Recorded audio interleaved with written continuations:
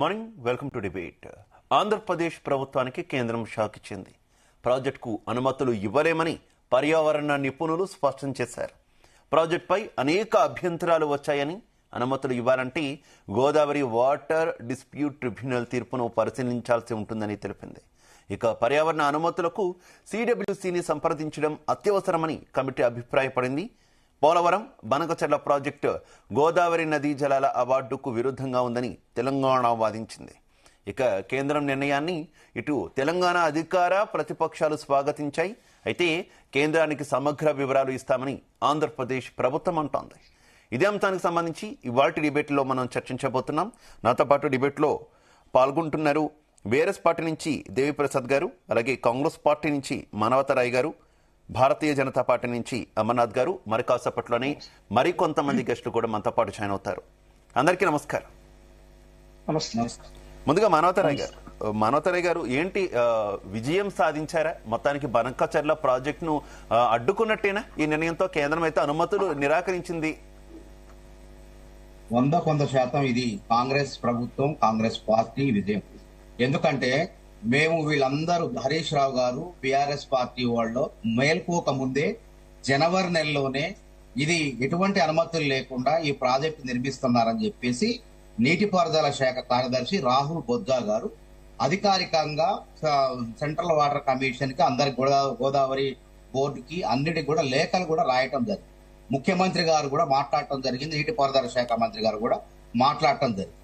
కాబట్టి BRS party ఆ sentiment అంటే రాజకీయ లబ్ధి కోసం, అంటే ఇప్పుడు ఏం లేవు కాబట్టి ప్రజల్లో వారి యొక్క ఖ్యాతి అనేది పలసపడింది కాబట్టి ఈ సెంటిమెంట్ రాజేసే ప్రయత్నం చేశారు. కానీ ఈ బనకచెర్ల అంగీకరించింది ఎవరు? అసలు 2016లో ఉమాభారతి కేంద్ర జలశక్తి మంత్రిగా ఉన్నప్పుడు హరీష్ రావు గారు నీటిపారుదల శాఖ మంత్రిగా, తర్వాత ఉమామహేశ్వరరావు దేవినేని అక్కడ ఆంధ్ర మంత్రిగా, వీళ్ళంతా కూర్చొని అంగీకరించుకొని ఈ ప్రాజెక్టుని అనుమతులు ఇచ్చారు. ఆ తర్వాత జగన్మోహన్ రెడ్డి వచ్చిన తర్వాత దాన్ని గుంటూరు జిల్లా బొల్లేపల్లి వద్ద 150 టీఎంసీల బ్యాలెన్స్డ్ రిజర్వాయర్లోకి పోలవరం నుంచి గోదావరి నీళ్లను మళ్లించి అక్కడి నుంచి మరి టన్నెల్స్ ద్వారా మన నల్లమల అడవుల్లో టన్నెల్స్ ద్వారా కర్నూలు దగ్గర మరి ఈ బనకచెర్లకు తరలించే విధంగా హెడ్లిగేటరీ ప్రాజెక్టు తరలించే విధంగా ఈ ప్రాజెక్టును డిజైన్ చేసి దాదాపు సివిల్ వర్క్లు పూర్తి చేస్తే మరి 10 ఏళ్లు నిద్రపోయారని అడుగుతున్నారు. నిద్రపోయి ఇప్పుడు ఏంది రాజకీయం చేయడం కోసం ఇది కాంగ్రెస్ ప్రభుత్వం పట్టించుకోవట్లేదనంటే, మేము ఆల్రెడీ స్పందించిన తర్వాత దొంగల పడ్డ 6 నెలలకు కుక్కలు మొరిగినట్లు వీళ్ళు మేము ఎప్పుడో లేఖలు రాసి మేమంతా చేసిన తర్వాత ఇంకేముంది అయిపోయింది, ఇది కాంగ్రెస్ వైఫల్యం, కాంగ్రెస్ తెలంగాణకు ద్రోహం చేస్తుందని చెప్పి మాట్లాడు. నిజంగా తెలంగాణకు అసలు మేము అభ్యంతరాలు తెలిపేంత వరకు కూడా కాంగ్రెస్ సర్కార్ గుర్తించలేదు ఈ అంశాన్ని అంటున్నారు బీఆర్ఎస్ నేతలు. నేను అధికారికంగా చెప్తాను, అబద్ధాలు చెప్పట్లేదు. జనవరి 20వ తారీఖున రాహుల్ బొజ్జా నీటిపారుదల శాఖ కార్యదర్శి అధికారికంగా నీటిపారుదల శాఖ మంత్రి ఉత్తమ్ కుమార్ రెడ్డి ముఖ్యమంత్రి గారి యొక్క ఆదేశాల ప్రకారం లేఖ రాయటం జరిగింది. ఇది రికార్డు, అబద్ధం కాదు. అదే విధంగా ఇక్కడ అసలు వీళ్ళు 10 ఏళ్లు నిధులు నియామకాల నియామకాల పునాదుల మీద తెలంగాణ ఏర్పడింది. నీళ్లు తేలేదు, నీళ్లన్నీ ఆంధ్రప్రదేశ్ దోచిపెట్టే విధంగా వ్యవహరించారు. ఏ విధంగా వ్యవహరించారు? కాళేశ్వరం ప్రాజెక్టు పేరు చెప్పేసి దక్షిణ తెలంగాణలోని ప్రాజెక్టులన్నింటిని కూడా ఎండబెట్టారు, పండబెట్టారు. అటు కృష్ణా జలాలని సద్వినియోగం చేసుకోలేదు.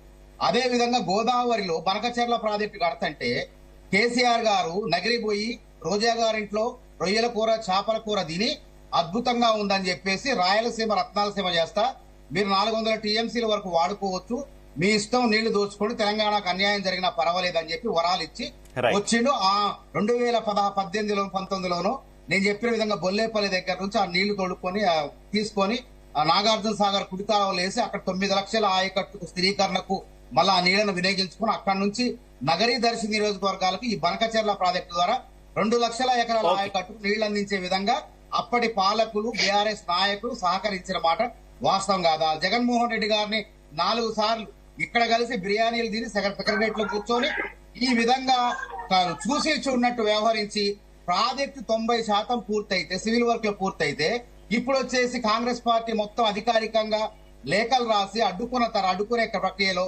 ఇదేదో మేము అన్యాయం జరుగుతుందని చెప్పి సెంటిమెంట్ రాజేసే ప్రయత్నం చేస్తున్నాం.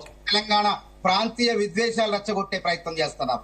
మీడియా సంస్థల పైన ఆంధ్ర దాడులు చేస్తూ ఓకే మనోతరాయ్ గారు ఆ టాపిక్ వద్దు కానీ రెండు ఒకసారి మనం బీఆర్ఎస్ వెర్షన్ వినే ప్రయత్నం చేద్దాం.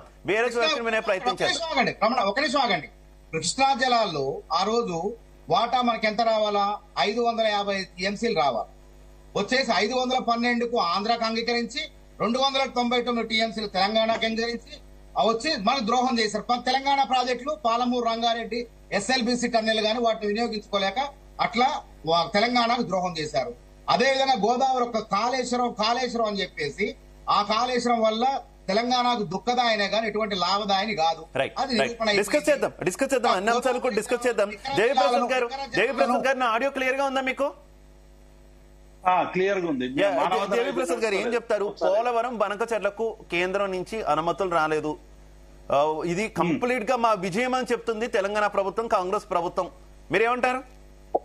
ఏదో అన్నారు కదా ఇంతకు ముందే, ఏదో చెప్పినట్టు కాంగ్రెస్ పార్టీకి సంబంధించినటువంటి నాయకులందరూ కూడా రికార్డ్ వేసుకొని మాట్లాడుతున్నారు తప్ప వాస్తవాలకు సంబంధించినటువంటి విషయాలు ప్రజలకు చెప్పడంలో పూర్తిగా ఫెయిల్యూర్ అయిపోయింది. ఎందుకంటే హరీష్ రావు గారు తర్వాత V6 లో నేను వెలుగులో వచ్చినటువంటి ఒక వార్త 6 నెలలు 8 నెలలు పైగా అయిపోయింది. వచ్చినటువంటి వార్త తర్వాత చాలా మందిలో చర్చ మొదలైంది.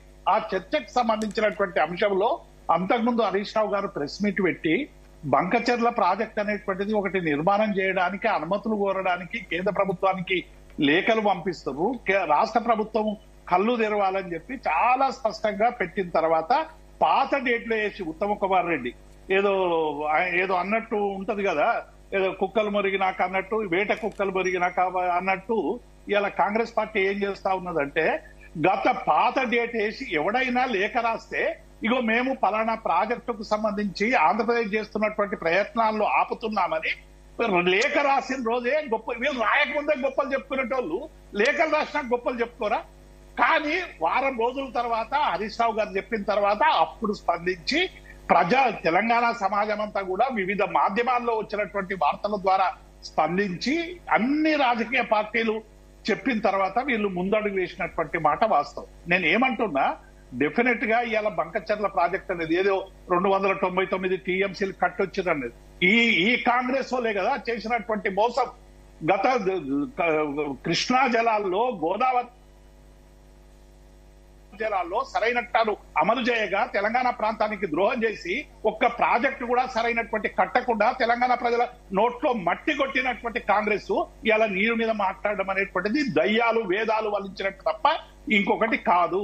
299 టీఎంసీలు ఒక సంవత్సరానికని ఆ రోజు జలశక్తి మంత్రి వర్గం దగ్గర ఇక్కడ అప్పుడున్నటువంటి నీటి ఏదైతే వాడుకున్నటువంటి ఆధారంగా చేసినటువంటి లెక్క తప్ప ఇంకొకటి కాదని ఇప్పుడు ఎందుకు పోయి సంతకం పెట్టొచ్చుండు రేవంత్ రెడ్డి?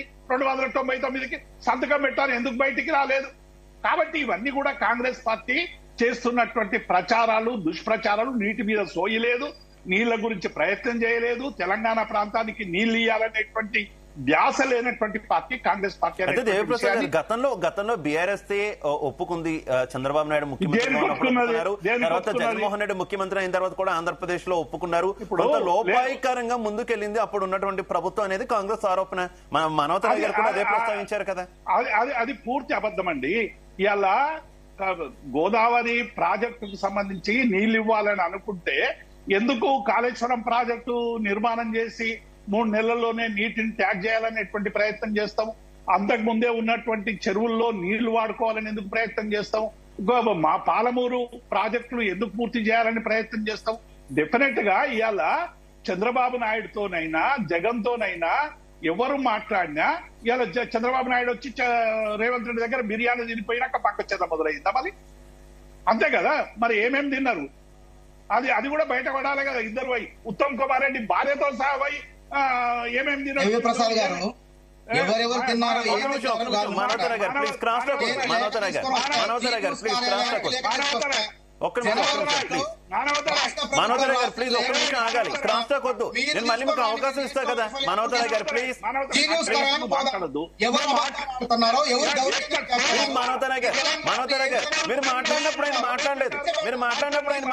ప్లీజ్ కావాల్సింది ఇక్కడ ఉత్త మాటలు అబద్ధాలు కాదు కావాల్సి. జీ న్యూస్ కార్యాలయం నేను వస్తా, లేఖలు మీరు 16 నుంచి మీరు ఉమాభారతి ముఖ్య కేంద్ర జలశక్తి మంత్రిగా ఉన్నారు. మీరు ఏ విధంగా ఆంధ్రప్రదేశ్ కు నీళ్ళని దోచిపెట్టారో, బిర్యానీలు తిని, రొయ్యల పులుసు తిని, తెలంగాణను ద్రోహం చేసి రాయలసీమ రత్నాలసీమ చేస్తారది ఎవరు? ఆ వీడియోలు, ఆ పేపర్ అన్ని తీసుకొస్తా. మీరు వస్తారా ఇవాళ 11ంటికి? నేను వస్తా జీ న్యూస్ కార్యాలయానికి. రాగలరా మీరు? మాయ మాటలు చెప్తారండి, చేస్తారండి. గోదావరిలో చేత కాకపోతే దాడులు చేస్తారు. ఇదే మీ సంస్కృతి. రైట్, ఒక్క నిమిషం మానవతారాయ్ గారు ప్లీజ్ కంటిన్యూ.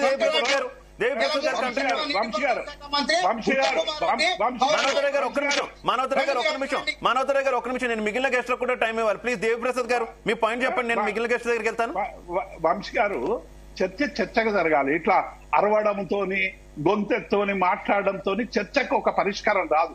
ఇలా డెఫినెట్ గా కేంద్ర ప్రభుత్వం పర్యావరణానికి సంబంధించినటువంటి ఏదైతే ఇలా బంకచెర్లలో పర్యావరణానికి సంబంధించినటువంటి విషయాలు, తర్వాత ఈ అలొకేషన్స్ ఏమేమి ఉన్నాయో అలొకేషన్ కు సంబంధించిన పరిశీలన తర్వాత కేంద్రం అనుమతిస్తానది. దాన్ని అందరం స్వాగతిద్దాం. మొదలు మిగతా విషయాల్లో కాంగ్రెస్ పార్టీకి సంబంధించినటువంటి అంశాలు ఏవైతే ఉన్నాయో, ఇవాళ ఎవడు రొయ్యల పులుసు తిన్నాడు, ఎవడు పోయి భార్యాభర్తల దగ్గరకు పోయి చంద్రబాబు నాయుడు కలిసిండు, ఎవడు కాలు పట్టుకున్నాడు, ఎవడు పోయి టికెట్ల కోసం పైరవీలు చేసిండు, ఇవన్నీ మాకు తెలివయా అండి?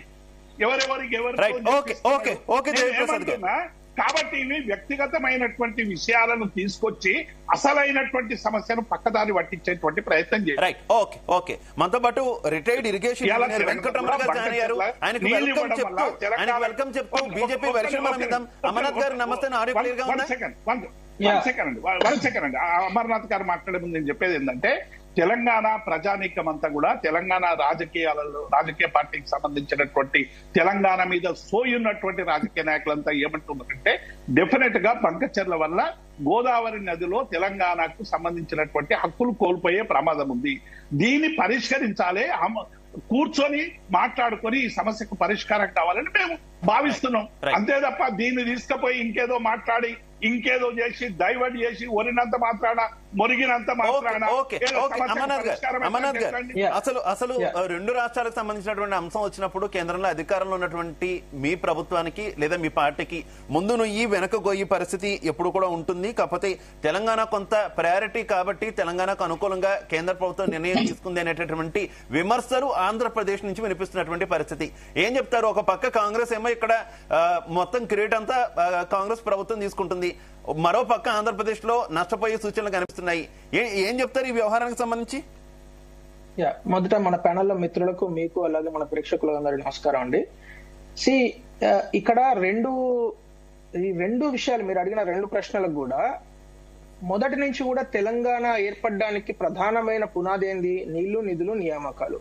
ఈ నీళ్ల కోసం, నీళ్లు అనే సబ్జెక్టు నాన్ నెగోషియబుల్ అండి. అది పార్టీలు ఇవాళ ఉంటే రేపు పోతే, ముఖ్యమంత్రులు ఇవాళ ఉంటారు రేపు పోతారు, కానీ ఒక్కసారి నీటి వాటా డిసైడ్ అయితే 1976లో డిసైడ్ అయింది. 2023 వరకు కూడా ఆ ట్రిబ్యునల్ ఏదైతే అవార్డు చేసిందో దాన్ని మనం మార్చలేకపోయినాం. దాని గురించి తెలంగాణ ఉద్యమం వచ్చింది, దాని గురించి అనేక మంది పిల్లలు బలిదానాలు చేశారు, దాని గురించి అనేక మంది ఫైట్ చేస్తారు. ఆ తర్వాత లక్షల మంది పోరాటం కారణంగా ఈ రోజు తెలంగాణ అనే ఒక రాష్ట్రం ఏర్పడ్డది. అలాంటి వాటా, నీటి వాటా గురించి 1976 తర్వాత మళ్ళీ 2023లో దాన్ని మళ్ళీ ఓపెన్ చేసి కేఆర్ఎంబి అంటే కృష్ణానది జలాలు సరిగ్గా పంచాలి, తెలంగాణకు 500 టీఎంసీలు, మిగతా ఆంధ్ర ప్రాంతానికి ఎంత ఇవ్వాలి అనే దాని మీద వాటా పంచే దానిలో ఇప్పుడు అది ఓపెన్ చేసింది కేంద్ర ప్రభుత్వం. అంటే కొత్తగా మళ్ళీ ట్రిబ్యునల్ వేసి, బ్రిజేష్ కుమార్ ట్రిబ్యునల్ 2023 అక్టోబర్లో వేసింది. హ్యావింగ్ సెడ్ దట్, బనకచెర్ల ప్రాజెక్టుకు వచ్చినప్పుడు sir clear sir, Banakacherla project ఇప్పుడే యుద్ధం ప్రారంభమైంది. దయచేసి ఎవరైనా విజయోత్సవాలు చేసుకుంటే అది పొరపాటు అని చెప్తున్నాము. ఎందుకంటే వాళ్ళు, నేను ఇందాకే రిపోర్ట్ చాలా క్లియర్ గా చదివినా చూసినా, they have just returned the file. EAC మనం చాలా తెలంగాణ ప్రజలుగా మనం చాలా అప్రమత్తతతో ఉండాలి. ఎందుకంటే ఇలాంటి మోసాలు మనం అనేక సార్లు పడ్డాం. ఇవాళ అందు గురించి ఉద్యమాలు వచ్చినాయి ఈ ప్రాంతంలో, అనేక సార్లు పడ్డాం. 1969 తర్వాత, ఫస్ట్ ఉద్యమం తర్వాత ఇవాళ వరకు 2014 వరకు కూడా మనం అనేక సార్లు మోసపోయినాం, చూసాము. ఫైట్ చేయాల్సిన అక్కర ఉన్నదని పదే పదే చెప్తున్నాము. అప్రమత్తతతో ఉండాల్సిన సమయం ఇది. ఎందుకంటే ఇక్కడ రెండు సబ్జెక్ట్స్ వస్తున్నాయి. ఒకటేమో గోదావరి వాటర్ డిస్ప్యూట్ అవార్డు ఏదైతే ఉందో 1980లో, దాన్ని కరెక్ట్ గా సరి చేయాలి అనేది ఒక ప్రధానమైన అంశం. అట్లా సరి చేసిన తర్వాత గోదావరి వాటాలో తెలంగాణకి ఎంత వస్తుంది, ఆంధ్రప్రదేశ్కి ఎంత వస్తుంది తేల్చిన తర్వాతనే ఈ ప్రాజెక్టు ముందుకెళ్లాలి అనేది భారతీయ జనతా పార్టీ వర్షన్. చాలా క్లియర్ గా పదే పదే గౌరవనీయులు కేంద్ర మంత్రి కిషన్ రెడ్డి గారు కూడా సిఆర్ పాటిల్ గారికి ఇచ్చిన లేఖలో కూడా ఇదే విషయం చెప్పడం జరిగింది. తెలంగాణ వాటా మీరు తేల్చిన తర్వాతనే మీరు తర్వాత ఏం చేసుకోండి, అది కేఆర్ఎంబి కావచ్చు, అది జిఆర్ఎంబి కావచ్చు. ఇది ఫస్ట్ విషయం.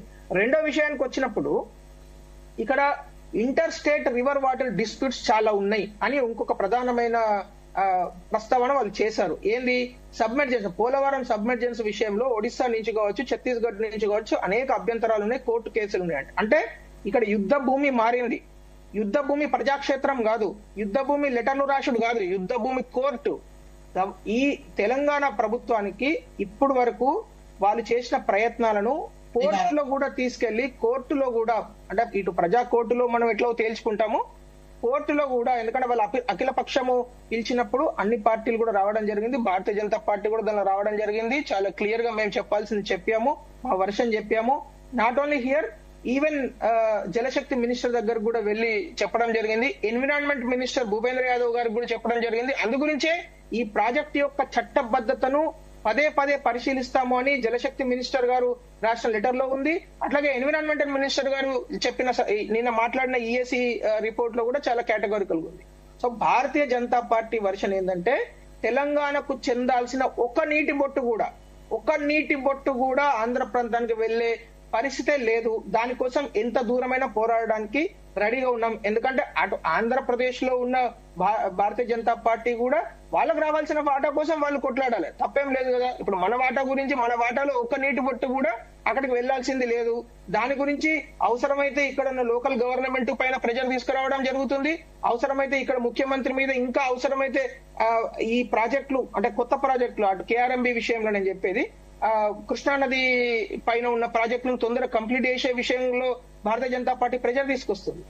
అయితే ఇక్కడ ఎవరు చిత్తశుద్ధి చూపించుకోవాలి అంటే ఇప్పుడు భారతీయ రాష్ట్ర సమితి అని ఎప్పుడైతే అది టిఆర్ఎస్ నుంచి ట్రాన్స్ఫార్మ్ అయిందో, ఎప్పుడైతే తెలంగాణ హక్కుల గురించి తెలంగాణ పదాన్నే మర్చిపోయిందో, అప్పటి నుంచి వాళ్ళు చేసే పదే పదే, ఇందాక దేవిప్రసాద్ గారు మాట్లాడుతూ ఒక మాట అన్నారు, 299 టీఎంసీలకు ఒకటే సార్ 2015 ఆగస్టులో జరిగింది సార్ ఫస్ట్ మీటింగ్. ఆ రోజు సంతకం పెట్టారు. సరే ఫస్ట్ ఇయర్ అనుకున్నాం. 2016, 17, 18, 19, 20, 21 వరకు కూడా ప్రతి సంవత్సరం రెన్యువల్ అయింది సార్. అదే 299 టీఎంసీలు మాత్రమే తెలంగాణకు దక్కుతాయి అనే విషయాన్ని వరుసగా 6 సంవత్సరాలు వీళ్ళు రెన్యువల్ చేయించుకుంటూ వచ్చి 2021లో వాళ్ళు ఫస్ట్ టైం కోర్టుకు వెళ్ళడం జరిగింది. 2021 సార్ దేవిప్రసాద్ గారు, ఫ్యాక్ట్ సార్ ఫ్యాక్ట్, 2021లో వాళ్ళు కోర్టుకు వెళ్ళారు.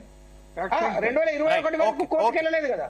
2023లో భారతీయ జనతా పార్టీ నరేంద్ర మోడీ గారి ప్రభుత్వము కొత్తగా ట్రిబ్యునల్ వేసి, బ్రిజేష్ కుమార్ ట్రిబ్యునల్ లో మళ్ళీ మీరు వాదనలు వినిపియండి. అమర్నాథ్ గారు ట్రిబ్యునల్ ఎట్లా వేసిండ్రు, ఎవరు అడుగు చేసిండ్రు? మీ కిషన్ రెడ్డి అడుగు చేసిండ్రా, మీ భారతీయ జనతా పార్టీ అడుగు చేసిండ్రా? రాష్ట్ర ప్రభుత్వం కిషన్ రెడ్డి గారి గురించో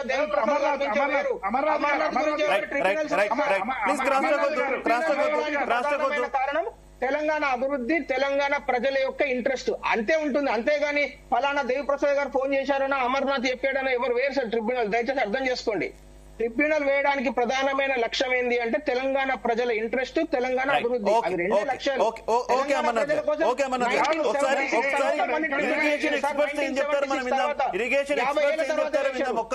ఒక్క నిమిషం వెంకటరమణ గారు, నమస్తే. నా ఆడియో క్లియర్ గా ఉందా మీకు? నమస్తే.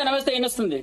వెంకటరమణ గారు ఏం చెప్తారు ఈ పోలవరం మనకచర్లకు సంబంధించి? ఇప్పుడు దాకా పొలిటికల్ లీడర్స్ వాళ్ళ వెర్షన్, వాళ్ళ పార్టీల వెర్షన్ అంతా కూడా చెప్పారు. అసలు ఏంటి పోలవరం మనకచర్ల, దీనివల్ల తెలంగాణ కలుగుతున్నటువంటి నష్టం ఏంటి, ఏపీ వాదన ఏంటి, ఏం జరుగుతుంది అనుకుంటున్నారు మొత్తం ఈ వ్యవహారంలో?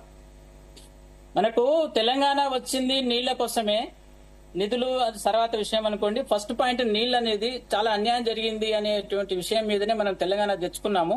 కాబట్టి ఏ పార్టీ అయినా తెలంగాణకి జరిగిన అన్యాయాన్ని మనం ఎట్లా కవర్ చేసుకోవాలి అనే దాని గురించి ప్రయత్నం చేయాలి. వీళ్ళు ఒకరికొకరు దుమ్మెత్తిపోసుకొని నువ్వు అడగలేదు అని అనకుండా మనం అందరం కూడా ఇప్పుడు యాక్చువల్ గా 299/512 అనేది బచావత్ చేసిన అన్యాయం. అది దానికి కృష్ణా బోర్డు లోపల వాళ్ళు సంతకం పెట్టుకున్నప్పుడు అప్పుడున్నటువంటి ట్రిబ్యునల్ ప్రకారంగా 299 తెలంగాణ కేటాయించారు, 512 ఏపీ కేటాయించారు.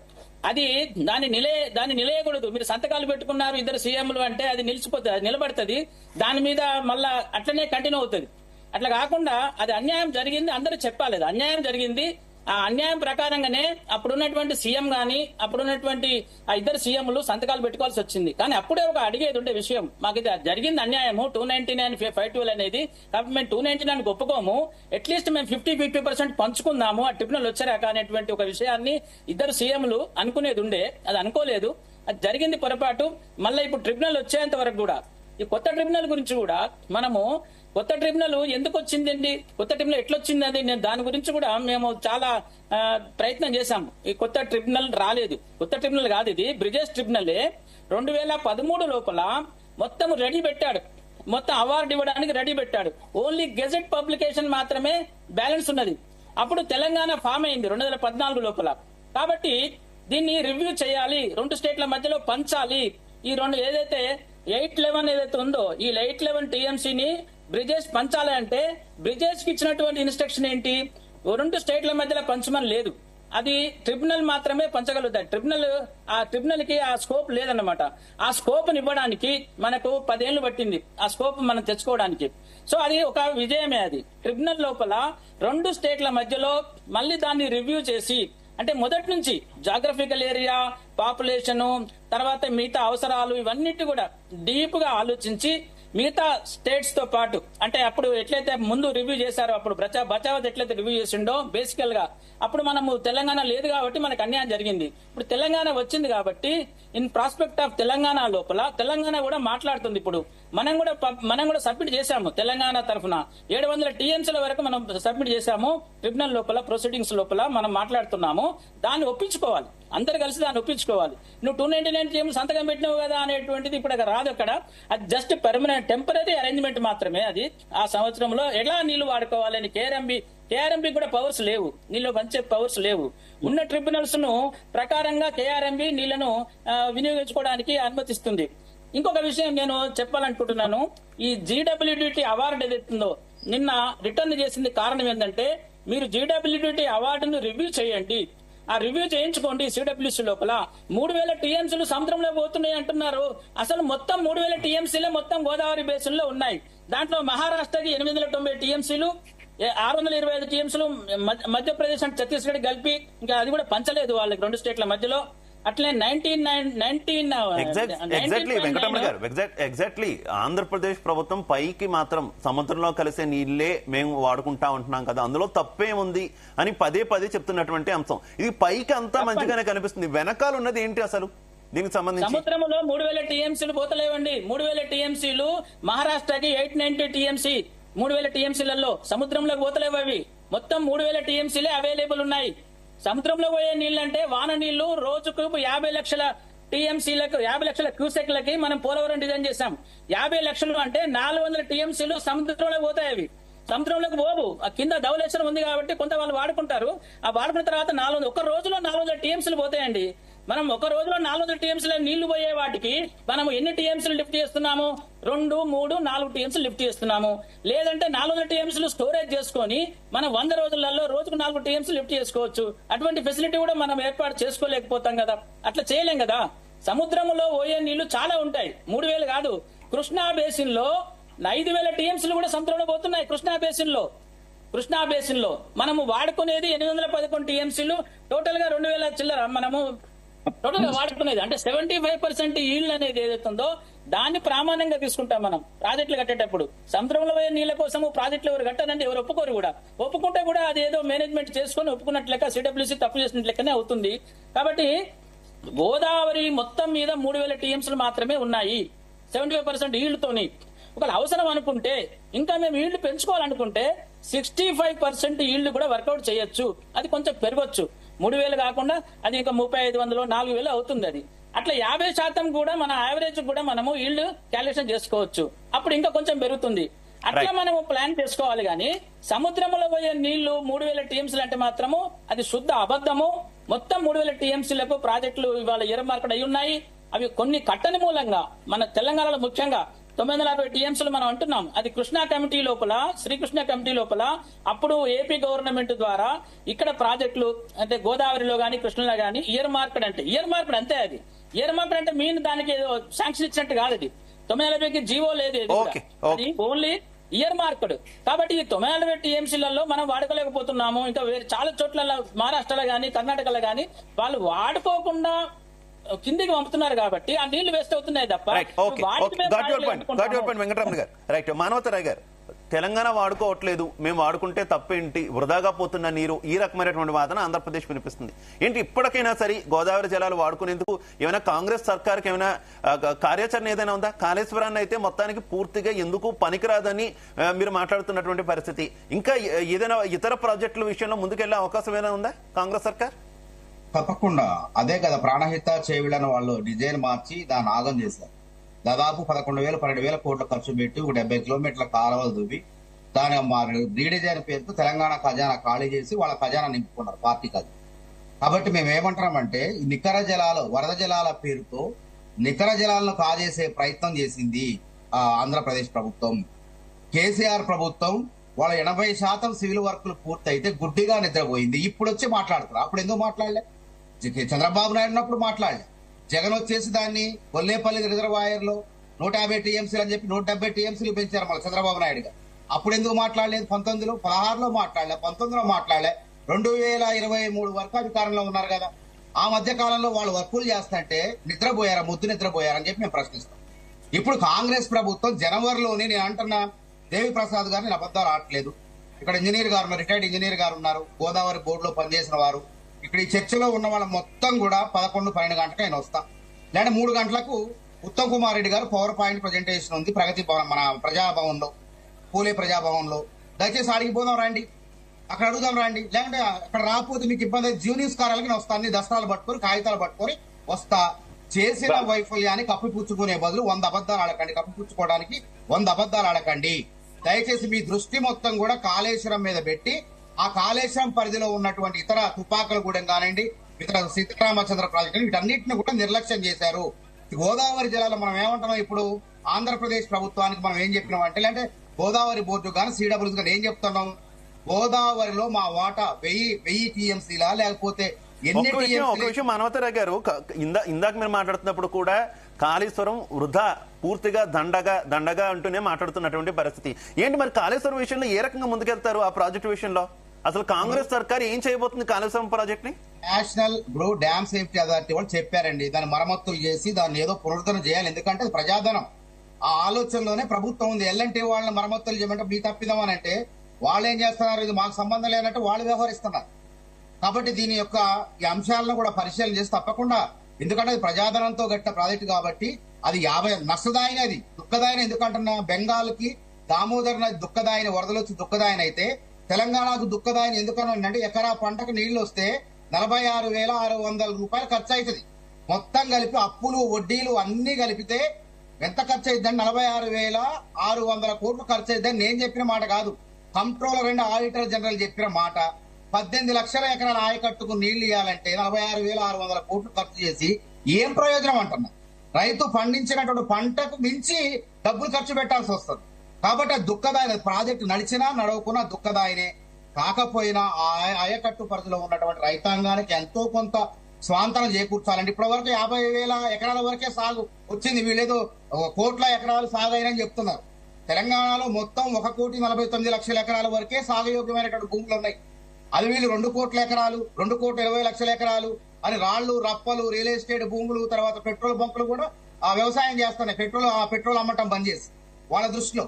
కాబట్టి ఆ ప్రాజెక్టును కూడా సాగుయోగ్యంగా మలిచేందుకు నష్టమైనప్పటికీ ఏదో రకంగా కాంగ్రెస్ ప్రభుత్వం పనిచేస్తుంది. అదేవిధంగా గోదావరి జలాలను వాడుకోవాలంటే మళ్ళా ప్రాణహిత నుంచి కూడా ఎటోకళ్ళ మన దాన్ని మార్చేసి ఇంజనీరింగ్ నిపుణులతో చర్చించి దాన్ని కూడా మళ్ళీ ఆ ప్రాజెక్టును కూడా పునరుద్ధరించే పనిలో రాష్ట్ర ప్రభుత్వం కార్యాచరణ చేపట్టే యోచనలో ఉన్నది.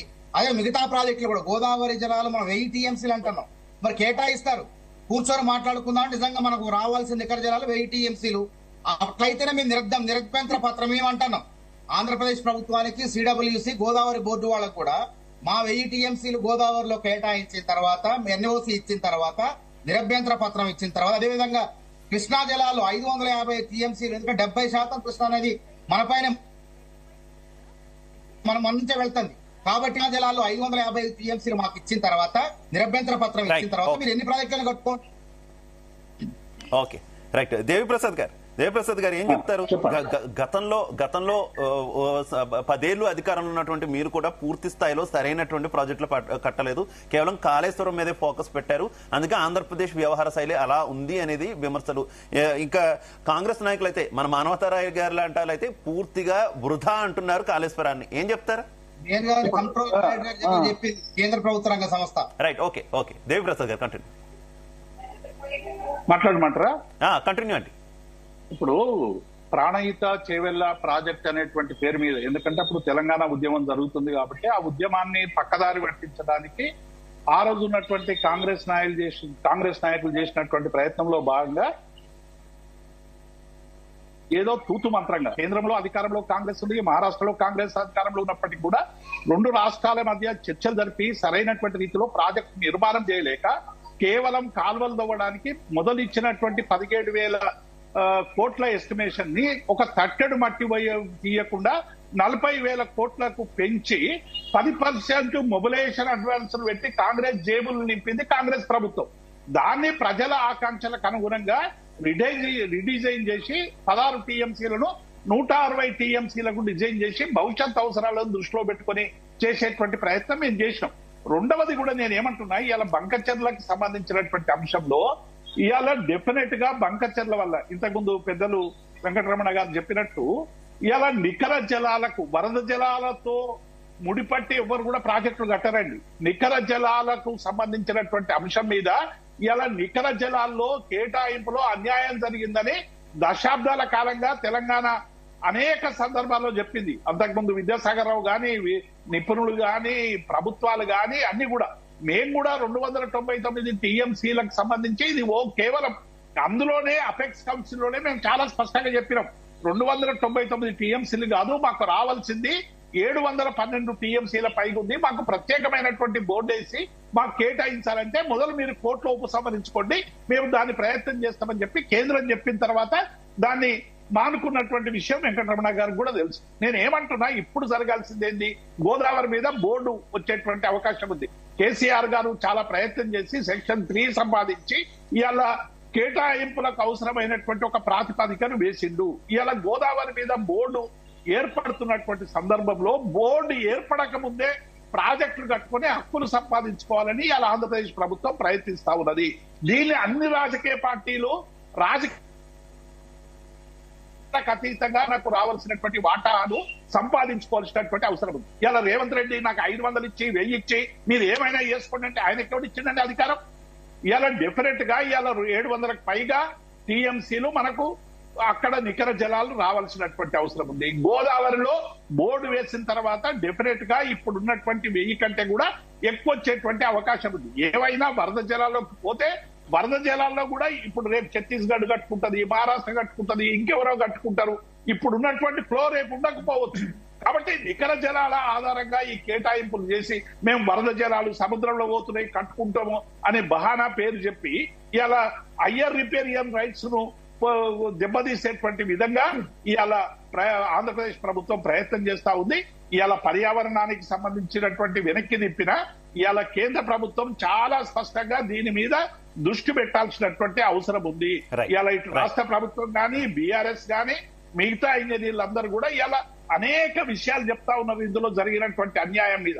కాబట్టి ఈ అన్యాయాన్ని సవరించే విధంగా ఇవాళ ఒక ఫైట్ జరగాల్సినటువంటి అవసరం ఉంది. ఆ ఫైట్ లో బీఆర్ఎస్ పార్టీ డెఫినెట్ గా ఉంటది. మేము ఆనాటి నుంచి ఈనాటి వరకు తెలంగాణకు ట్రిబ్యునల్లో కేటాయింపుల అన్యాయం ఈ 299 కాదు 712 కావాలి, గోదావరి మీద కూడా ఇలా ఓడేసేటువంటి అవకాశం వచ్చింది. కాబట్టి వీటిని స్పీడప్ చేసి బోర్డు వచ్చినాక, ఇప్పుడు బోర్డుల నిర్ణయాన్ని కోర్టు కూడా చేయలేదండి, సుప్రీం కోర్టు కూడా తేల్చలేదు, మళ్ళీ తేల్చాల్సింది ఈ ట్రిబ్యునల్సే తేల్చాలి.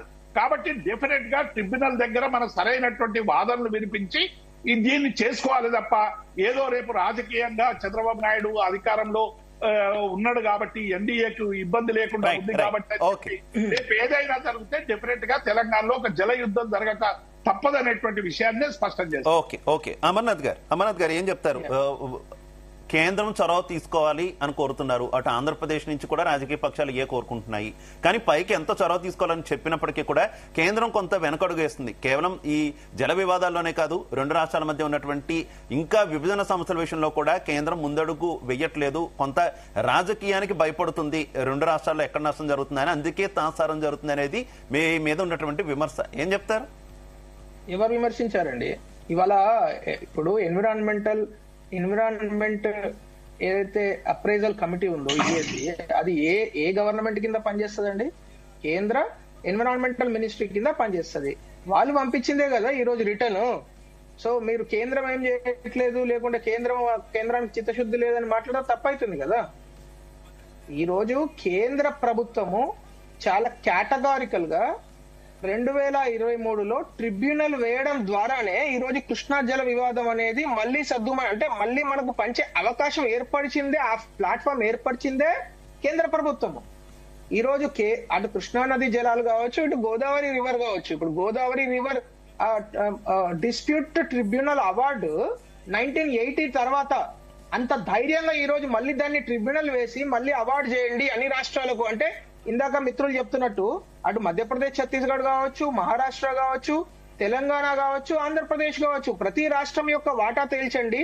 ఎందుకంటే గోదావరి నదిలో దాదాపు 3000 TMC నికర జలాలు ఉన్నాయి. మిగతా ఏదైనా వేస్ట్ పోయే వాటర్ ఉంటే దాన్ని కూడా పరిగణనలోకి తీసుకొని చట్టబద్ధత క్రియేట్ చేయండి అని ఇప్పుడు కేంద్ర ప్రభుత్వం అనేది ఏం చేస్తుంది? ఒక పెద్దన్న పాత్ర పోషిస్తూ అన్ని రాష్ట్రాల మధ్యలో ఉండే రివర్స్ కు సంబంధించిన, ఎందుకంటే ఇక్కడ ఒక చాలా ప్రధానమైన అంశం ఏదైతే కొట్టొచ్చినట్టు కనబడుతున్నదో, నికర జలాలు అనే పేరు మీద, వరద జలాలు అనే పేరు మీద నికర జలాల మీద ప్రాజెక్టులు ఎప్పుడైతే కట్టడం స్టార్ట్ చేస్తారో వాళ్ళకు వాటా డిసైడ్ అయిపోతుంది. ఎందుకంటే ఇప్పుడు శ్రీశైలం పోతిరెడ్డిపాడు జరిగినప్పుడు అదే కదా మన కొట్లాట. తెలంగాణ అప్పుడు ఉన్న టిఆర్ఎస్ ప్రభుత్వం, కేసీఆర్ గారి హయాంలో ఉన్న ప్రభుత్వం, వాళ్ళు దాదాపు 11 ఫీట్లు కింది నుంచి వాటర్ తీసుకొని వెళ్తే మనం మాట్లాడలేకపోయాం. అప్పుడు ప్రభుత్వం ఏం చేయలేదు. అప్పుడు ప్రభుత్వం చేయకపోతే అది పర్మనెంట్ డ్యామేజ్ అయిపోయింది. ఇప్పుడు మీరు పోతిరెడ్డిపాడు మీద ఇవాళ మళ్ళీ ఫైట్ చేయగలుగుతారా? మనం చేయలేం కదా. తెలంగాణకు ఆ వాటా పోయింది అది.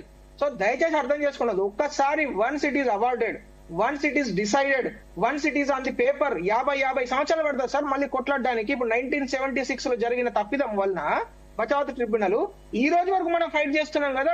50 సంవత్సరాలు అయింది కదా, తెలంగాణ నష్టపోతున్నది కదా. మరి ఎందుకు మరి ఇది ప్రభుత్వాలు ఎందుకు ఇక్కడ దాన్ని గమనిస్తలేరు అనేది అర్థమైతలేదు. ఇప్పుడు ఈ టిఆర్ఎస్ కాంగ్రెస్ మీద విమర్శిస్తుంది, కాంగ్రెస్ టిఆర్ఎస్, అది పాయింట్ కాదు. ఈరోజు తెలంగాణ ప్రజల కోసము, తెలంగాణ అభివృద్ధి కోసము చిత్తశుద్ధి ఉన్న ఏ పార్టీ కూడా ఏం చేయాలి అంటే కరెక్ట్ వాదనలు వినిపించి మనకు జరగాల్సిన వాటా, ఖచ్చితంగా మనకు రావాల్సిన వాటాను మనం తెచ్చుకోవడానికి ప్రతి ప్రయత్నం, ఒక్కొక్క నీటి బొట్టును కూడా వదిలిపెట్టకుండా మనం ఒడిసి పట్టాలి. అట్లా ఒడిసి పట్టకుండా ఈ రోజు రేవంత్ రెడ్డి గారి దగ్గర ఏం, ఇప్పుడు సపోజ్ కేంద్ర ప్రభుత్వం ఓకే మీ ప్రపోజల్ ఏంది అంటే ఆయన దగ్గర ప్రపోజల్ లేదు. వాళ్ళు వాడొద్దు అని చెప్తున్నారు, కానీ మీ ప్రపోజల్ ఏంది? రేపు కాళేశ్వరాన్ని ఏ విధంగా ఉపయోగించుకోబోతున్నారు? కాళేశ్వరం రిపేర్ ఎవరు చేస్తారు? ఇప్పటివరకు 2 సంవత్సరాలు అవుతున్నది, 19 నెలలు అయిందండి. కాళేశ్వరం మేడిగడ్డ దగ్గర ఫైర్స్ కూలిపోయి ఈ రోజుకి ఎన్ని రోజులైంది సార్? దాదాపు 19-20 నెలలు అవుతున్నది. ఇప్పటివరకు ఒక మాట మాట్లాడతలేరు వీళ్ళు. అసలు ఎవరు రిపేర్ చేస్తారు? మొన్నటికి మొన్న ఎల్ఎన్టీ రిపేర్ చేస్తుందా, ఇరిగేషన్ డిపార్ట్మెంట్ రిపేర్ చేస్తుందా అని అడిగితే దానికి ఆన్సర్ లేదు. ఇంకా కొత్త కమిటీ వేస్తారంట. నేను అనేది ఏంటంటే just give me 30 seconds please. దయచేసి అర్థం చేసుకోండి, కేంద్ర ప్రభుత్వము చాలా ఫుల్ 100% సపోర్ట్ చేయడానికి రెడీ ఉన్నది. చిత్తశుద్ధి లేమి ఎక్కడ ఉన్నదంటే, చిత్తశుద్ధి లేకపోవడం వల్ల జరుగుతున్న పొరపాటు ఏంటంటే, అప్పుడున్న టిఆర్ఎస్ ప్రభుత్వానికి చిత్తశుద్ధి లేక పోతిరెడ్డిపాడు ఓకే వేసేశారు. ఇప్పుడు ఉన్న కాంగ్రెస్ ప్రభుత్వానికి చిత్తశుద్ధి లేక కాళేశ్వరం ప్రాజెక్ట్ ఎవరు సార్? కల్వకుంట్ల వాళ్ళ ఫ్యామిలీ నుంచి తీసుకొచ్చి కట్టిరా? అది తెలంగాణ ప్రజల సొమ్ము కదా, ప్రజాధనం కాదా? ఆ ప్రజాధనాన్ని వినియోగం, government is a going concern. Government అంటే ప్రభుత్వాలు, ముఖ్యమంత్రుల పేర్లు మారుతాయి అంతేగాని ముఖ్యమంత్రి సీట్ అట్లనే ఉంటది, ప్రభుత్వం అట్లనే ఉంటది. అట్లాంటి ప్రభుత్వం ఈ రోజు ఎవరిని ఉపయోగించుకోవాలి సార్? కాళేశ్వరాన్ని ఏ విధంగా ఉపయోగించుకోవాలి అనేది వాళ్ళకి ప్రపోజల్ లేదా? ఇప్పటివరకు ప్రపోజల్ ఇవ్వలేదు. కొంతమంది ఏమో అటు నుంచి తిప్పుతామంటారు, కొంతమంది ఏమో దాన్ని మారుస్తామంటారు, కొంతమంది ఇంకో కొత్త బ్యారేజ్ కడతారంటారు. ఏంది అసలు మీ ప్రపోజల్ ఏంది? ఇప్పటివరకు స్టేట్ గవర్నమెంట్ దగ్గర ఒక ప్రపోజల్ ఇవ్వలేదు. సో దయచేసి నా రిక్వెస్ట్ ఏంటంటే, ఇప్పుడున్న రాష్ట్ర ప్రభుత్వము గోదావరి జలాల మీద చాలా కాంప్రిహెన్సివ్ ప్రపోజల్ సెంట్రల్ గవర్నమెంట్ కు ఇమ్మీడియట్ గా పంపించాలి. దానికోసం నిపుణుల కమిటీని రమ్మంటారా, లేకుంటే ఇంకా మిగతా మిత్రులను, మీడియా మిత్రులను అందరినీ కూర్చోబెడతారా? దాన్ని ఏ విధంగా చేస్తారనేది ఇమీడియట్ దాని గురించి ఆలోచించాలి. అది ఆలోచించకుండా ఒకటేసారి అది కేంద్ర ప్రభుత్వంలో బాల్ కోర్టులు అక్కడ ఉంది అని పదే పదే విమర్శించడం ద్వారా దానికి ఫలితం రాదు. ఎందుకంటే కేంద్ర ప్రభుత్వం అనేది ఒక పెద్దన్న పాత్ర పోషిస్తుంది. వెంకటరమణ గారు, ఇప్పుడు ప్రస్తుతానికి కాంగ్రెస్ ప్రభుత్వం ఉంది. ఏ ప్రభుత్వం ఉన్నా తెలంగాణ ప్రయోజనాలు ముఖ్యం. రాష్ట్ర ప్రభుత్వం, తెలంగాణ రాష్ట్ర ప్రభుత్వం ఏ రకంగా ముందుకు వెళ్ళాలి, గోదావరి జలాల విషయంలో కావచ్చు, కృష్ణా జలాల విషయంలో కావచ్చు, ముఖ్యంగా గోదావరి గురించి మాట్లాడుకుంటున్నాం కాబట్టి త్వరితగిన ఏ ప్రాజెక్టులు నిర్మించాల్సిన అవసరం ఉందని అనుకోవాలి, అలాగే కాళేశ్వరం విషయంలో ఏ రకంగా ముందుకు వెళ్ళాలంటారు? ఇప్పుడు ప్రభుత్వాలన్నీ ప్రాజెక్టులతోనే ప్రభుత్వాలు వచ్చాయి. రాజస్థాన్ లో గాని, ఏపీలో గాని, తర్వాత తెలంగాణలో గాని నీళ్ల పేరు చెప్పే ప్రాజెక్టులు ప్రభుత్వాలు తెచ్చుకున్నారు. కాబట్టి నీళ్లు ఇవ్వకుండా పోతే ప్రభుత్వాలు కూడా పడిపోతాయి. మనము కాళేశ్వరం ప్రాజెక్టు విషయం లోపల మేడిగడ్డ ఒకటి తప్ప మిగతా కాళేశ్వరం 1,00,000 కోట్లు వేస్ట్ కాదు. అక్కడ అవి కూడా దాంట్లో కూడా వేస్టేజ్ ఉన్నాయి, లేవని కాదు. నడవంతరపు నడిమి మానేరు ఉంది, అది నడవంతరపు మానేరని ఎప్పుడో చెప్పాను. అది ఇట్లా చాలా ఉన్నాయి. మన మల్లన్న సాగర్ గాని, కొండపోచమ్మ గాని నీళ్లు నింపితే అవి ఉండవు, అవి తెగిపోతాయి. ఒక డివాస్టేషన్, ఒక ప్రమాదము ఉంది దాంట్లో. నీళ్లు నింపితే మొత్తం ఆ సిద్దిపేట మొత్తం కొట్టుకొని పోయే ప్రమాదం ఉంది. అవన్నీ కూడా చాలా తొందరగా కన్సాలిడేషన్ లేకుండా, అసలు క్వాలిటీ కంట్రోల్ అనేది లేకుండా, ఒక ఎవ్రీ 45 సెంటీమీటర్స్ వేసి లేయర్ వేసి దాని మీద తొక్కించిన తర్వాత వేయాలి మట్టి. ఇది ఎట్లా, అది కట్టలేదు. అవి ఏవి కూడా, కొండపోచమ్మ కూడా అట్లే ఉంది. అన్ని ప్రాజెక్టులు అవి కూడా కొత్త గట్ని అని కూడా నడిమి మానేరు కూడా, అంటే మిడ్ మానేరు అంటాం దాన్ని, అది కూడా అంతే. ఇప్పుడు ముఖ్యంగా క్రక్స్ ఆఫ్ ద ఇష్యూ ఏంటంటే కాళేశ్వరం లోపల నీళ్లను, ప్రాణహిత నీళ్లను తీసుకొచ్చి ఎల్లంపల్లిలో పోయాలి. ఏ గవర్నమెంట్ అయినా ఎట్లా పోస్తుంది అని చెప్పాలి. ఈ కాంగ్రెస్ గవర్నమెంట్ కూడా ఏ నీళ్లు, ప్రాణహిత నీళ్లు వేస్ట్ గా పోతున్నాయి సముద్రంలోకి, ఆ వాటిని రోజు 3 టీఎంసీలు తీసుకొస్తారా, 4 టీఎంసీలు తీసుకొస్తారా, దాన్ని తీసుకొచ్చి మనం ఎల్లంపల్లిలో పోయాలి. అది కూడా ఎప్పుడు, మనకిక్కడ నీళ్లు లేనప్పుడు, క్రాప్ వాటర్ రిక్వైర్మెంట్ మనకు అవసరం ఉన్నప్పుడు అక్కడ నీళ్లుంటాయి, ప్రాణహితలో నీళ్లుంటాయి.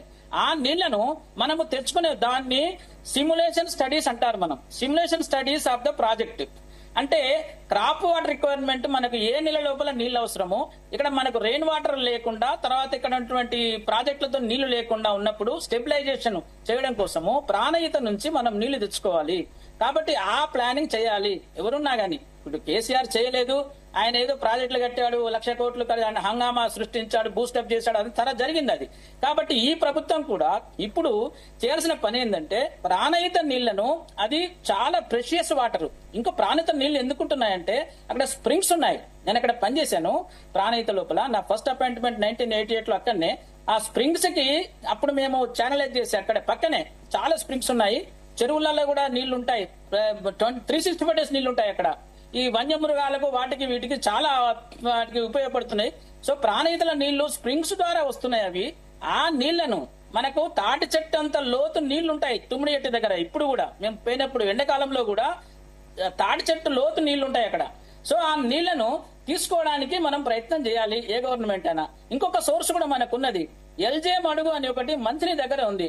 అక్కడ కూడా క్రొకడైల్స్ ఉంటున్నాయి. అప్పుడు దాన్ని క్రొకడైల్స్ కోసం వదిలిపెట్టాము, అది అన్నారం సబ్ మెనస్ లో ఉంటుంది. దానికోసం కూడా ఒక లిఫ్ట్ మనం ప్రపోజ్ చేసుకున్నట్టయితే 365 days నీళ్లు ఉండేటువంటి ప్లేస్ అది ఎల్జే మడుగు. దాన్ని లంజమడుగు అంటారు దాన్ని, అప్పట్లో దానికి ఆ పేరు వచ్చింది. దాని షార్ట్ ఫామ్ లో ఎల్జే మడుగు అని చెప్పేసి మనం దాన్ని పిలుస్తుంటాము. కాబట్టి అక్కడి నుంచి కూడా మనం నీళ్లు లిఫ్ట్ చేసుకోవాలి. మేడిగడ్డను ఎట్టి పరిస్థితుల్లో కూడా ₹1 ఖర్చు పెట్టినా గానీ అది వేస్ట్. మేడిగడ్డ కాకుండా ఇంకేదైనా సోర్స్ అంటే ఫ్లో వాటర్ నైనా మనం తీసుకొచ్చుకోవచ్చు. మేడిగడ్డ లేకుండానే, మనము బ్యారేజ్ లేకుండా కూడా మనం లిఫ్ట్ చేసుకోవచ్చు. కావాలంటే ఆ పంప్స్ యొక్క లెవెల్ కిందికి చేసుకొని ఆ రకంగా చేసుకునే ప్రయత్నం చేయాలి. రైట్. మనోహర్ గారు, అసలు కాంగ్రెస్ సర్కార్కి కార్యాచరణే లేదు, కార్యాచరణ ముందు ఉండాలి, కార్యాచరణతో కేంద్రం దగ్గరికి వెళ్లాలంటున్నారు కదా. అమర్నాథ్ గారు కూడా అదే ప్రస్తావించారు, ఏం చెప్తారు? ఇప్పుడు గత ముఖ్యమంత్రి బనకచెర్ల గురించి కేంద్ర మంత్రులను కలిసిండా, లేకపోతే రేవంత్ రెడ్డి గారు కలిసిండా? గత ముఖ్యమంత్రి పోయిండా? ఈ బనకచెర్ల కడుతున్నారు, ఇది ఆపాలని పోయిండా? ముఖ్యమంత్రి గారు జలశక్తి సిఆర్ పాటిల్ గారి దగ్గరికి స్వయాన వెళ్లి నీటిపారుదల శాఖ మంత్రి ఎంపీలను తీసుకొని పోయి కలిసి వినతిపత్రాలు ఇచ్చారు. అది సమాఖ్య వ్యవస్థలో భాగం. మన రాష్ట్రానికి అన్యాయం జరుగుతుంటే నీటిపారుదల శాఖ అధికారులే కాదు, ముఖ్యమంత్రి కూడా కదిలిండి ఇక్కడ. ఆ రోజు నాకేందిలే, వాళ్ళు దోసపోయారు, రొయ్యల కూర తిన్నగా రుణం తీర్చుకుందాం, నీళ్ళు ఇద్దామని చెప్పి వాళ్ళు ఆలోచించారు. కాళేశ్వరంలో మన ప్రాణహిత చేవేళ్ల కమిషన్లు కాదండి. ఇవాళ ఇంజనీర్ గారు చెప్పారు, ప్రాణహిత చేవేళ్లలో అసలు మంత్రివర్గ ఉపసంఘం ఆమోదం ఇది ఇలా మొత్తం బయటపడింది. ఆయన ఘోష్ గారికి లేఖలు ఇస్తున్నాం, వారు అడిగిన సమాచారం ఇస్తున్నాం. నీ 2,591 కోట్లకు పరిపాలన అనుమతులు ఇవ్వమని 2016 ఫిబ్రవరి 18వ తారీఖున ఈఎన్సీ మురళీధర్ రేఖ రాస్తే 231 జీవో తీసి మార్చి 1వ తారీఖునే అనుమతులు ఇచ్చేసిన జీవో పనులు ప్రారంభించిన తర్వాత 15 రోజులకు 2016 మార్చి 15వ తారీఖున హరీష్ రావు గారు చైర్మన్ గా, తుమ్మల నాగేశ్వరరావు, ఈటల రాజేందర్ మంత్రివర్గ ఉపసంఘం వేశారు. అది వేరే ప్రాజెక్టుల గురించి ఆధారాలు కళ్ల ముందు కనపడుతున్నాయి. ఇప్పుడు ఆ మేడిగడ్డ అనేది నిరుపయోగం అని తేలిపోయింది. అయినా కానీ మేము ఆ కాళేశ్వరం ప్రాజెక్టుని, ఎందుకంటే మరి బీజేపీ వాళ్ళు ఇందాక ఏమన్నారంటే నిర్లక్ష్యం కాదండి, NDSA national dam safety authority వాళ్ళు రిపోర్ట్ ఇవ్వడానికి 14 నెలల సమయం పట్టింది. ఎందుకంటే బ్యారేజీలు, డ్యాములు అన్ని కూడా వాళ్ళ పరిధిలో పోతే ఇట్లాంటి ఉపద్రవాలు, ఇట్లాంటి ప్రమాదాలు వచ్చినప్పుడు వాళ్ళు చెప్పినట్టు మనం నడవాలి తప్ప మనం అడగలేదా? అక్టోబర్ 2024 వాళ్ళు అడిగారు కదా, ఎవరు రిపేర్ చేస్తారో డిసైడ్ చేసుకోండి. వినండి, మాట అడ్డుపడకండి. మీరు మాట్లాడినప్పుడు నేను మాట్లాడలేదు. తాత్కాలికమైన రిపోర్ట్ ఇచ్చిన తర్వాత నాసిరకంగా ఉన్నది, భూభౌతిక పరీక్షలు జరగలేదు, భూసార పరీక్షలు జరగలేదు, ఈ ప్రాజెక్టులు నిర్మించిన వాళ్ళు ఇచ్చారు. ఇచ్చిన తర్వాత దీన్ని ఏం చేయాలో సంపూర్ణమైనటువంటి నివేదికను వాళ్ళు ఇచ్చారు. ఒక 400 పేజీలు 500 పేజీలు పైనే ఇచ్చారు. ఇచ్చిన తర్వాత చివరి ఏం చేశారంటే దీన్ని ఎట్లయినా సమస్యలు ఉన్నాయి కాబట్టి ఈ ప్రాజెక్ట్ ని కూల్చుకోలేం కాబట్టి ఏదో రకంగా దీన్ని ప్రారంభించాలని చెప్పి ప్రభుత్వం మీద వదిలేస్తే ప్రభుత్వం ఏం చేసి తప్పిదం ఎవరు, మరి కాంట్రాక్టర్ ఎవరు, L&T, మరి దీన్ని నువ్వే కట్టు, మరి నువ్వే భరించంటే వాళ్ళు మాది కాదు అని చెప్పేసి మేము భరించాల్సిన పని లేదని లేఖ రాస్తారు. వాళ్ళ మీద చర్యలు తీసుకునే ప్రయత్నాలు కూడా జరుగుతున్నాయి. ఇప్పుడు ఒకవేళ వాళ్ళు కట్టకపోయినా అవసరమైతే వేరే నిర్మాణ సంస్థకు ప్రభుత్వం ఇచ్చైనా సరే దాన్ని పునరుద్ధరించే కార్యక్రమాలు ఉంటాయి. దాన్ని ఎందుకంటే ప్రజాధనం అది, వాళ్ళకి జాగ్రత్త లేకపోవచ్చు బీఆర్ఎస్ ప్రభుత్వానికి, కానీ మాకు జాగ్రత్తగా ఉన్నది. ఆ కాళేశ్వరం ప్రాజెక్టులో అనేక ఉల్లంఘనలు ఉన్నాయి కాబట్టి భవిష్యత్తులో తెలంగాణలో గోదావరి నీళ్లను ఉపయోగించుకునేందుకు, తర్వాత కృష్ణా జలాలను సద్వినియోగం చేసుకునేందుకు ఈ యొక్క పాలమూరు రంగారెడ్డిని వేగవంతంగా పూర్తి చేస్తాను. SLBCL టన్నెల్ యుద్ధ ప్రాతిపదికన దాన్ని పూర్తి చేస్తే ఆ వాటా మనకు వస్తుంది. ఇంకా చాలా ప్రాజెక్టులు ఉన్నాయి. ఆ ప్రాజెక్టులన్నీ కూడా పూర్తి చేయడానికే, ఉన్న ప్రాజెక్టులే పూర్తి చేయబోతున్నాం మేము ఈ 5 ఏళ్ల కాలంలో. తర్వాత మళ్ళీ ఎట్లాగూ ప్రజలు ఇన్ని ఈ విధంగా అద్భుతంగా పరిపాలించినందుకు సబ్బండ వర్గాల స్వర్ణయుగంగా ముఖ్యమంత్రి రేవంత్ రెడ్డి పరిపాలించిన మరొక 5 ఏళ్లు ఇచ్చిన తర్వాత అప్పుడు కొత్త ప్రాజెక్టులు ఆలోచన చేస్తాం. ఇందాక వారు అన్నట్టు, ఇంజనీర్ గారు అన్నట్టు ప్రాణహిత చేవేళ్ల నీళ్లను, అవి బుగ్గలు ఉంటాయని వారు చెప్పారు. ఆ బుగ్గల్లో ఎప్పుడు కూడా నీళ్లు ఎప్పుడు కూడా ఊరుతుంటాయి కాబట్టి ఆ నీళ్లను ఎల్లంపల్లిలో తెచ్చే ప్రయత్నాలు జరుగుతున్నాయి. ఆల్రెడీ నీటిపారుదల అధికారులతో నీటిపారుదల శాఖ మంత్రి గారు ఉత్తమ్ కుమార్ రెడ్డి గారు సమీక్షలు కూడా చేయడం జరిగింది. ఆ విధంగా కూడా గోదావరి నీళ్లు ఉపయోగించుకుంటాం. ఎక్కడ కూడా మనం ఆంధ్రప్రదేశ్ కి వరద జలాల పేరుతో నికర జలాలను ఇచ్చే పరిస్థితి లేదు. మొత్తం మనం వాడుకున్న తర్వాతనే, అది కూడా మనం ఏమంటున్నాం, గోదావరి బోర్డుకి, CWCకి అన్నిటికీ కూడా లేఖలు రాసినాం.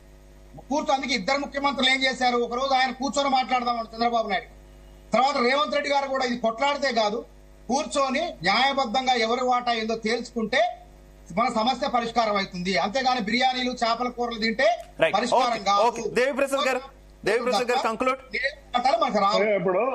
ఇప్పుడు భార్యాభర్తలు పోయి కాలు మొక్కుడు, భార్యాభర్తలు పోయి గురుదక్షిణించుడు, రేవంత్ రెడ్డి పోయి గురుదక్షిణించుకోవడం కాదు తెలంగాణకు కావాల్సింది సరైనటువంటి నీటి వాటా తేల్చాలని. ఇలా పర్యావరణ సంబంధించినటువంటి వాళ్ళు ఏం చెప్పిండ్రు, నిన్న కేంద్ర ప్రభుత్వం గోదావరి ట్రిబ్యునల్ అవార్డు అంశాలని పరిగణలోకి తీసుకోవాలని చెప్పింది. అట్లాగే అంతర్రాష్ట్ర పర్యావరణ ప్రభావం అంచనా తయారీకి ముందు రాష్ట్రాల మధ్య నీటిని పంపిణీపై స్పష్టత కోసం కేంద్ర జల సంఘం అనుమతి తీసుకోవాలని చెప్పి రెండింటి కోసం ఇప్పుడు ఇలా ప్రయత్నం చేయాల్సినటువంటి అవసరం ఉంది. ఎందుకంటే బంకచెర్ల అనేటువంటిది ఏదో కొడుకు పుట్టక ముందే కొడుకు పేరు సోమలింగం అన్నట్టు 10 ఏళ్ల కింద కేసీఆర్ పోయి బంకచెర్ల ఆపాలని ఎందుకు, అది ఊహాజనితమైనటువంటి ప్రశ్న. ఇలా మీ కళ్ళ ముందు లైనింగ్ చేస్తుంటే అడ్డుకోలేనటువంటి అశక్తత ఉన్నటువంటి కాంగ్రెస్ ప్రభుత్వం SLBC నిపుణులు చెప్పినా అది నిర్మాణంలో సరైనటువంటి చర్యలు తీసుకోవాలని చెప్పినా కూడా చేయకుండా ఇలా 8 మంది ప్రాణాలను తీసుకొని అటు ఇటు కాకుండా చేసినటువంటి సందర్భాన్ని చూసాం. సుభిశాల రిటైనింగ్ వాళ్ళు ఏమైందో చూసినాం, వట్టెముల పంపేమైందో అన్ని పాపం, అన్ని రేవంత్ రెడ్డి పాపం, ఖర్గే పాపం, ఇందిరాగాంధీ పాపం,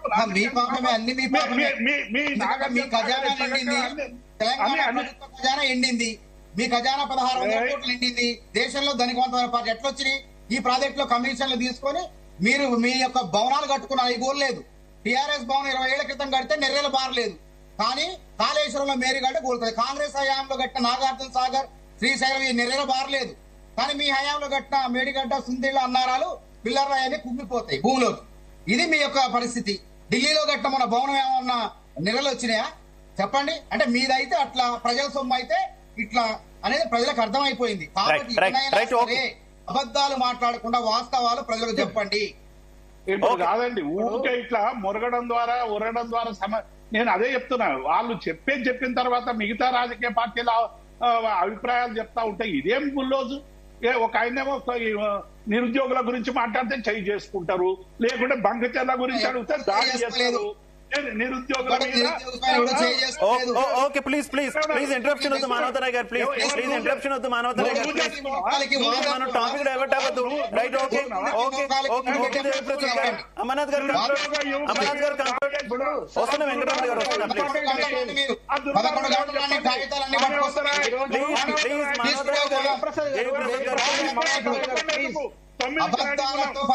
మన టైం లేదు, మిగిలిన వాళ్ళకి అవకాశం ఇవ్వాలి. ప్లీజ్ మానవతరాయ్ గారు ప్లీజ్, టైం లేదు, మిగిలిన వాళ్ళకి అవకాశం ఇవ్వాలి. అమర్నాథ్ గారు నేనేం చెప్పుడు మేడిగడ్డ మీద ఎన్డీఎస్సీ రిపోర్ట్ అయినా ఇంకొకటి అయినా వాళ్ళు ఏమి ఇచ్చిండ్రో ఏం చర్యలు తీసుకోవాలనో దాని మీద ప్రయత్నాలు ప్రారంభించండి. ఇది ప్రజల సొమ్ముతో నిధులించబడ్డ కాళేశ్వరం ప్రాజెక్టు ఇలా ప్రజల అవసరాల కోసం అది మళ్లీ వినియోగించబడాలి. ఎన్డీఎస్ఏలో కూడా అదే చెప్పారు. ఎన్డీఎస్ఏ ఇదేం పనికిరాదని చెప్పలేదు. కాబట్టి ఇప్పటికైనా ప్రభుత్వం సోయి తెచ్చుకొని ఇలా తెలంగాణ ప్రజల నోట్లో మట్టి కొట్టకుండా రైతులకు నీళ్లు ఇచ్చేటువంటి ప్రయత్నం చేయాలని మేము డిమాండ్ చేస్తా ఉన్నాం. ఈ కాంగ్రెస్ పార్టీ రైతులను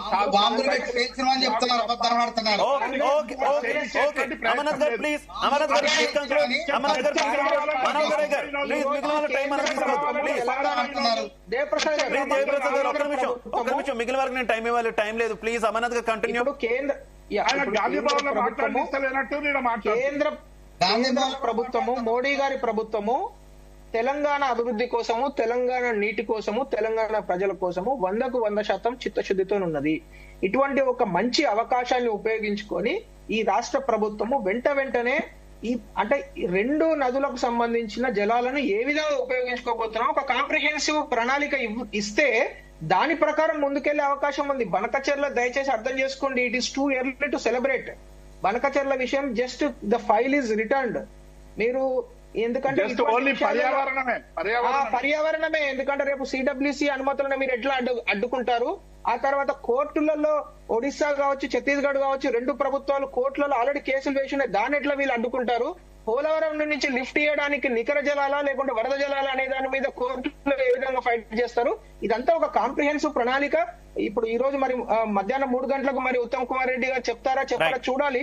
మనం ఫ్యూచరిస్టిక్ గా క్లెయిమ్ చేయలేం. కానీ ఇక్కడ పాయింట్ ఏంటంటే ఈ ప్రభుత్వం మీద ఒక గురుతర బాధ్యత ఉన్నది.